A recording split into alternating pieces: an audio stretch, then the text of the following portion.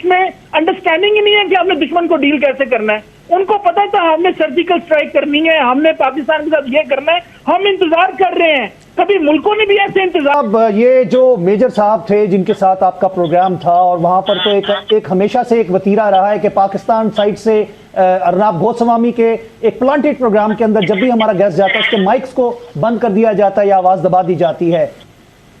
देखें, पहली बात तो ये है कि वो हर दफा माइक बंद नहीं होता। आज भी मेरा उन्होंने इंटरव्यू लिया है, मैंने अपना 2 मिनट में हर चीज को जो है वो बड़े क्लियरली बयान किया है। लेकिन आपको पता है हर चैनल का अपना एक तरीकाकार होता है। इंडिया आपको पता है बहुत बड़ा मुल्क है और वहां पे बड़े प्लेटफॉर्म्स हैं और वो जो चीज भी बेचे उनकी बिक जाती है। तो मेरा ख्याल ये है कि पाकिस्तान को इस चीज को, हमारे जो सारी अप्रोच है आसम रजा साहब, वो डिफेंसिव अप्रोच है। अगर इंडिया कश्मीर पे बात करेगा, बलोचिस्तान पे बात करेगा तो हम जवाब देंगे। अगर वो नहीं करेगा तो हम तो 6 महीने में पता भी नहीं होता कि कश्मीर में हमारा किसी के साथ प्रॉब्लम है कि नहीं, LOC में है। ये तो भला और गंदम का इशू चल रहा होता है हमारे मुल्क में। स्टेटमेंट जारी होती है तो हमारी पॉलिटिकल लीडरशिप कोई बोल लेती है। आज भी पॉलिटिकल लीडरशिप का मुझे किसी का भी बयान बता दें, कोई आया हो, किसी ने कोई बात की हो, सब समझते हैं कि ये जो कश्मीर है ये सिक्योरिटी एस्टेब्लिशमेंट का मसला है, ये पाकिस्तान का मसला नहीं है। मैं समझता हूं कि पाकिस्तान के अक्रॉस द बोर्ड तमाम स्टेक होल्डर्स को ये पॉलिसी बनानी चाहिए, ये प्लान करना चाहिए भाई कि इंडिया हमारा दुश्मन है। हमने उसके, इमरान खान साहब ने इक़्तिदार संभालने के बाद 1 साल तक इंतजार किया था कि इलेक्शन के बाद मोदी से बात करूंगा।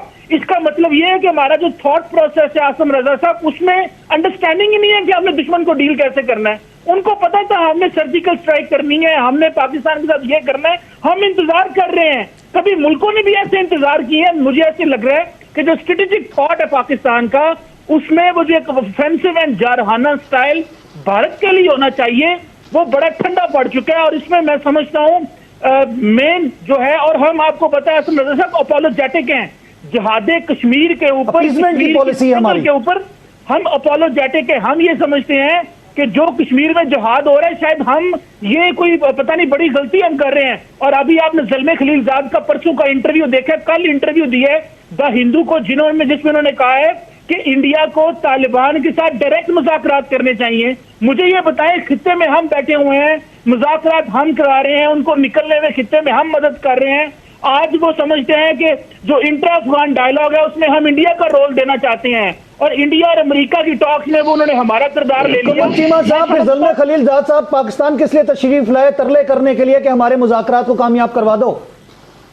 वो तो आसम रजा साहब, वो इंटर अफगान डायलॉग अब नेक्स्ट फेज है। इंटर अफगान डायलॉग में ज़ल्मे खलील साहब इंडिया की मदद लेना चाहते हैं। जिस तरह वो समझते हैं कि इंडिया का असर सूख है अशरफ गनी पे और अब्दुल्ला पे और बाकी धड़ों में, क्योंकि इंडिया एक सॉफ्ट इमेज रखता है वहां पे।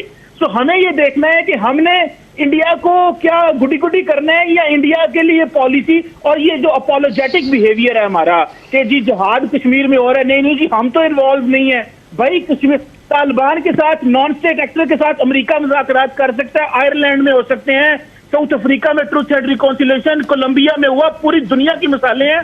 पाकिस्तान की जो जहादी तंजीमें कश्मीर में जहाद करती रही हैं, उनको मेन स्ट्रीम करने का वक्त आ गया और पार्लियामेंट उनको ओन करे, वरना पूरी जिंदगी हम जब दिल करेगा सिक्योरिटी काउंसिल के जो चैनल्स हैं वहां से हमें प्रेशराइज करेंगे। जी इनके पास जो जहादी तंजीमें हैं, हर सितंबर में UN के इजलास में हमारे ऊपर इल्जाम RSS, बजरंग दल और उनके शेर सेना, वो क्या जमाते हैं जिन पे इंटरनेशनली पाबंदियां लगी? वो तो बैन जो ऑर्गेनाइजेशंस पहले भी थी, वो तो हुकूमत में आ गई, उनके ऊपर कोई क्यों नहीं बोलता? मैं कर्नल असद साहब की तरफ जाऊंगा। कर्नल साहब, आप किस तरह देखते हैं? क्योंकि इस वक्त हमारा एक फोकस होना चाहिए और वो ये कि ईंट का जवाब पत्थर से आपको देना ही होगा। देखिए, 2 बातें हैं। पहले तो आज से मैं ये कहूँगा कि जो अगर आप रिपब्लिक TV की बात करते हैं और साथ ही जो उनका कोई मेजर था, देखिए ये होती हैं सारी चीज़ें पब्लिक कंजम्पशन की, ये याद रखिएगा हमेशा। ये बिल्कुल आप ये नहीं कह सकते कि अगर मैं यहाँ पे आपके सामने बैठा बात कर रहा हूँ तो नहीं ये हुकूमत पाकिस्तान का कोई स्पोक्स पर्सन बैठा हुआ, नॉट एट ऑल। ठीक है, मैं कोई भी बात कर सकता हूँ। It can't be taken that way कि नहीं जी बिल्कुल इसी तरीके से चीज़ों को चलना चाहिए। व्हाट वी से इज़, बिल्कुल यहाँ तक तो मैं कमर चीमा से एग्री करूँगा कि हमें बिल्कुल we have to be aggressive proactive होना चाहिए और हमें प्रोएक्टिव होने की जरूरत है। हमें होनी चाहिए, जी बिल्कुल ऐसी, हमें किसी तरह, चाहिए। लेकिन एट द सेम टाइम हमें बड़ा हर चीज़ को ठंडे दिल से सोचना है। We don't have to go basically कि जी हम ये इस तरह की वो जज्बाती पने से सारी चीज़ों को चले, हमें बहुत तहम्मुल से सारी चीज़ों को देख रहे हैं। और ये याद रखिएगा, चाहे आपकी हुकूमत है या आपकी अपनी सिक्योरिटी एजेंसीज़ हैं, वो हमसे ज़्यादा, मैं समझता हूँ कि इन सारी चीज़ों से आगाह हैं and they do understand what action they are suppose to take. मैं बिल्कुल ये आपसे मैं तसल्ली के साथ ही बात कर रहा हूँ। दूसरी चीज़ मैं आपको बताऊँ, हमें किन चीज़ों पे फोकस करना है आज की इस प्रोग्राम का मैं फ़ायदा उठाते हैं। सबसे पहला चीज़ तो मैं ये कि जब आप मौसम का हाल बताते हैं तो उसके अंदर आप लद्दाख को लेकर आइए, खालिस्तान को लेकर आइए, असम को लेकर आएँ, मिज़ोरम को, नागालैंड को, नक्सलाइट को, इनको लेकर आइए कि this is what it is, this is what is actually happening over there. Jammu को लेकर आएँ, ये सारी चीज़ों को आप लेकर आइए। सबसे पहली चीज़ तो हमने ये करनी है। दूसरी एक मैं आपसे बताऊं, बहुत बड़ा मुल्क है, बहुत बड़ी आबादी है और एक पागलों का टोला उसको जो है, जो शरपसंदों का टोला, वो उसको जो मुजरिम है basically they are the one जो उसको लीड कर रहे हैं। मुझे एक कहने दीजिएगा, ये अपने वजन के नीचे आके दबेंगे एक लिहाज से। आप तो यहाँ पर, हम तो देखिए आपकी अपनी फौज इस वक्त ना वो इंतजार कर रही है, let them take any action. No we don't say कि जी नहीं हम उनके ऊपर चढ़ दौड़े, no not at all, let them.